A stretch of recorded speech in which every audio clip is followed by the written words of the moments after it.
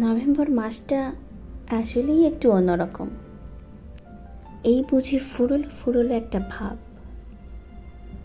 একটা গোটা বছর বিদায় নেবার দিন গুনছে। ক্যালেন্ডারের পাতা উল্টাতে উল্টাতে উল্টে যাওয়া পাতার সংখ্যা বেশি এখন। শুধু একটি মাত্র পাতা আগামীর অপেক্ষা করছে, জানান দিচ্ছে না, এখনো পুরোটা শেষ হয়নি। আসলে নভেম্বরে এসে আমরা কিছুটা হিসেব নিয়ে বসি আর কি। না, এই হিসেব মাস খরচের হিসেব নয়, ঠিক সারা বছরে প্রাপ্তি অপ্রাপ্তির হিসেব বলা যায়। ক্যালেন্ডারের পুরনো পাতা খুললেই বেরিয়ে আসে লাল সবুজ কালির দাগ। বুক সেলফ থেকে উঁকি দেয় কোনো এক অজানা ডায়েরি, আর তার বুকে গোঁজা একটা পেন।